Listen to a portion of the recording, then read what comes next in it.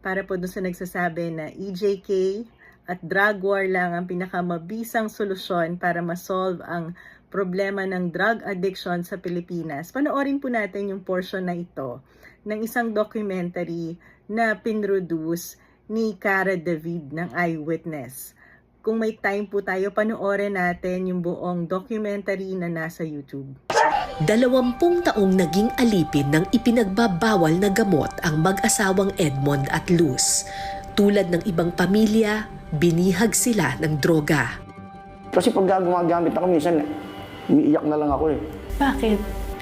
Lagi dinadasal na parang cancer sa katawan ko to. Parang alipin ako ng biso, Lord, tulungan mo ako. Sabi ko, kung hindi ko kaya itong wala ka sa buhay ko. Pero nagbago ang lahat noong 2013 sa pag-upo ng bagong kapitan ng Barangay San Roque. Di tulad ng marahas na drug war, imbis na hulihin, arestuhin o patayin, inakay ni Kapitan Ricky ang mga gumagamit ng shabu at binigyan sila ng trabaho. Di ba usually yung binibigyan ng trabaho yung mga matitino? Bakit po yung binigyan nyo ng trabaho yung kilalang salbahe doon sa lugar? Ano naman gagawin niya pag hindi mo binigyan ng chance? Kawawa naman yung mga yan. Actually, biktima rin yan ng kahirapan. Isa si Edmond sa mga nabiyayaan ng trabaho. Ginawa siyang driver ng truck ng basura. Sabi ko, boss, hindi ako marunong sa karsada. Yun na, pinilit niya ako talagang sa kanya. Alam mo, sabi niya, gusto ko talaga nakita siya yung pagbabago mo. Ayon kay Edmond, higit sa pera o trabaho, pagtitiwala ng mga tao ang naging susi ng kanilang pagbabago.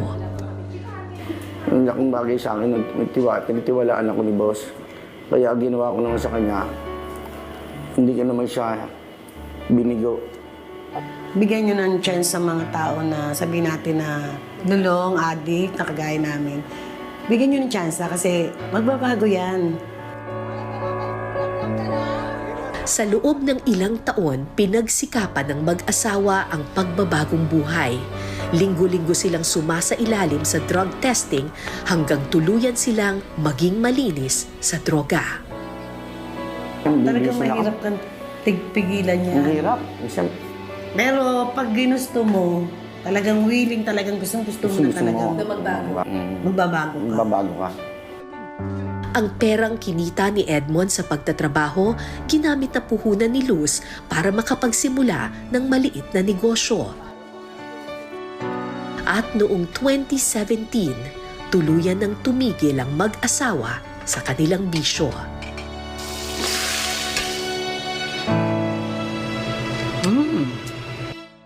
Ito rin ang taon na nakapagtapos ang kanilang anak na si Katrina sa high school. Sobrang saya. Wala pong paglagyan yung kaligayahan ko ng mga panahon na yun. Kasi kasama ko sila na alam ko pong proud din sila. Ako ganun din po sa kanila.